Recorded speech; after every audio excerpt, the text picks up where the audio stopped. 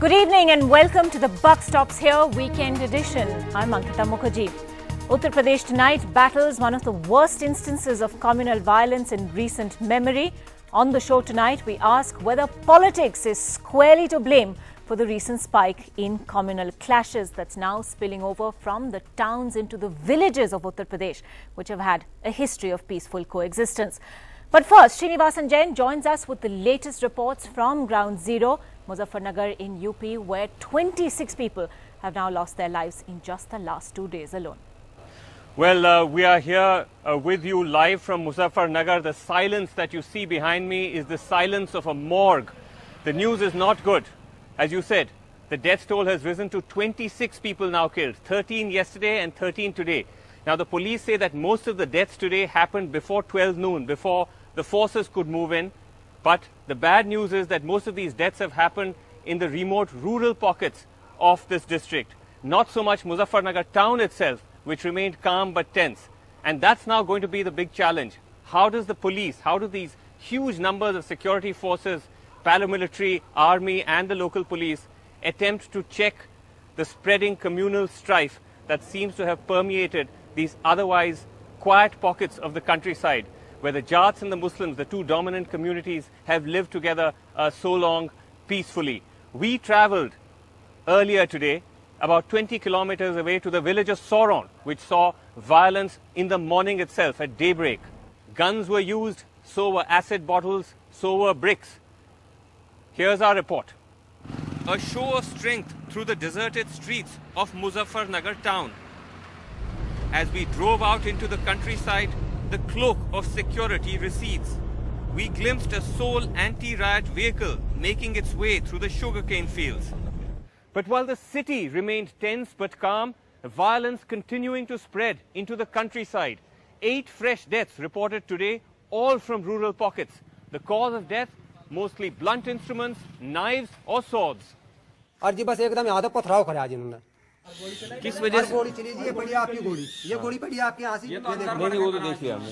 यो अंदर बैठ गए, ट्रैक्टर में गोली मारी, टंकी में मारे थे, आग लगा हुआ थे। ये फूट रहा है, ये लग रहा है सिर में, ये आ रही जी।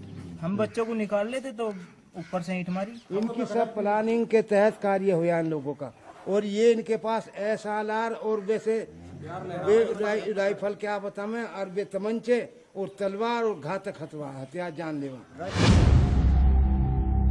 In the Jat quarter of Soron village, they claim their Muslim neighbors provoked violence. We're in Soron village, which is about 25 kilometers outside Muzaffarnagar town. Violence breaking out as recently as this morning, of which evidence can be seen here in the bricks that are strewing these narrow lanes, followed by firing, according to the villagers. One young man took a bullet, condition said to be fairly serious. मकान पे चढ़े, मकान पे गोली मारी उन्होंने। कहाँ लगी उसको गोली? गोली यहाँ लग रही है उसके। But in the Muslim quarter, the same charges are reversed. ये उधर से, ये सारे हिंदुओं के हैं।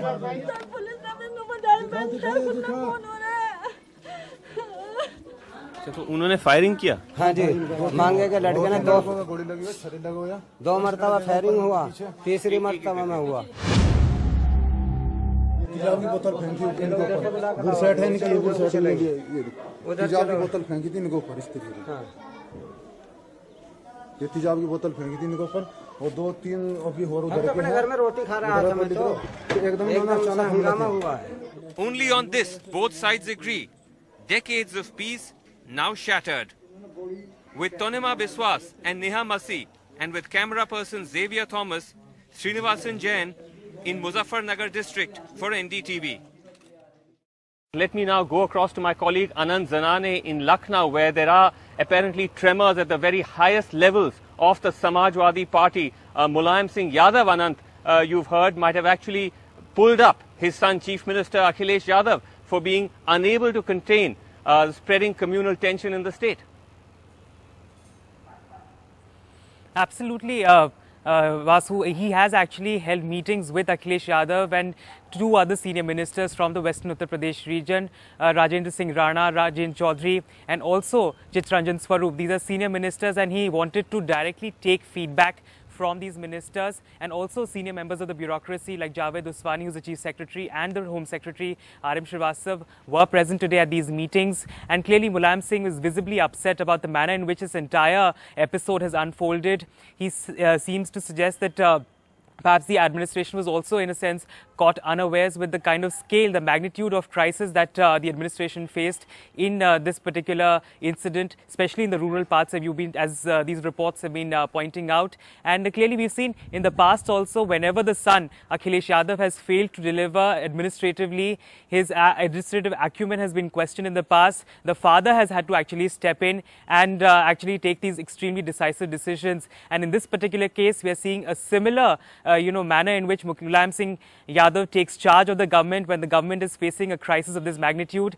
This is unprecedented in the sense that never has the army been deployed in 3 districts and, has been asked to patrol rural and urban areas in these districts, which is why we see an intervention, a direct intervention by Mulayam Singh Yadav himself.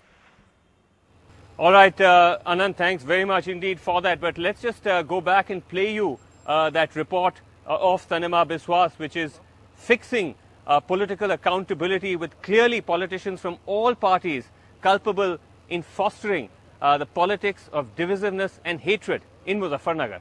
The spreading violence in Muzaffarnagar, for which all political parties appear to be culpable.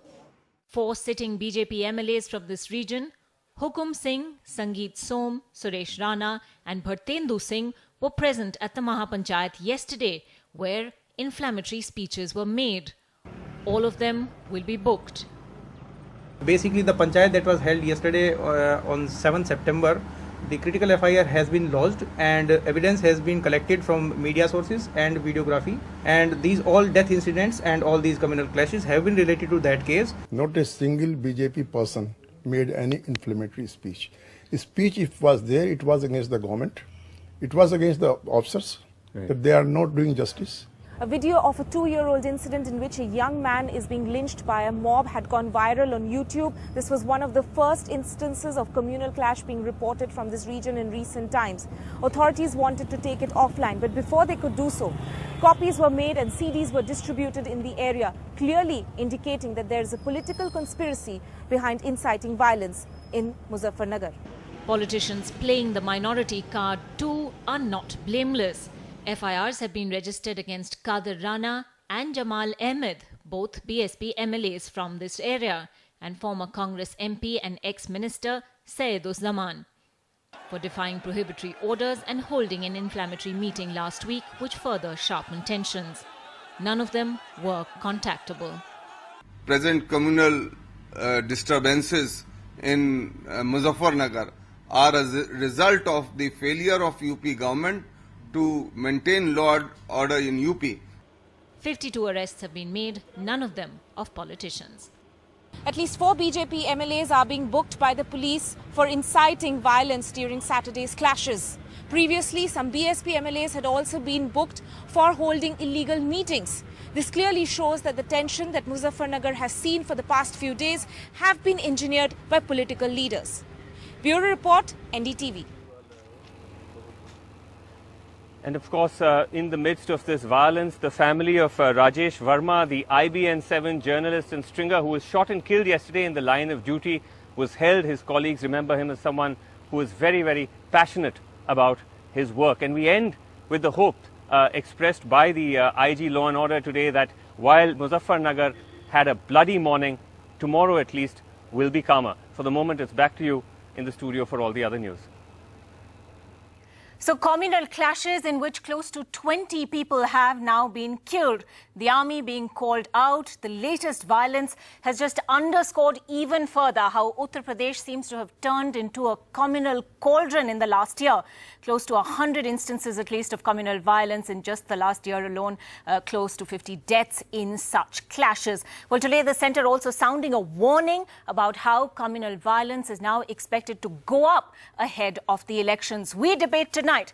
Is politics to blame for this sharp spike in communal violence? Joining us on this debate, Gaurav Bhatia of the Samajwadi Party. Also, we're joined by Prakash Javadekar of the BJP, Rashid Masood of the Congress joining us at this point as well. But Gaurav Bhatia, let me begin with you. The opposition today is blaming your government of completely failing to uphold law and order in Uttar Pradesh. The BSP has gone so far as to demand President's rule, in fact. Close to 19 people now dead. The communal violence seems to show no signs of abating. Just what is the government doing?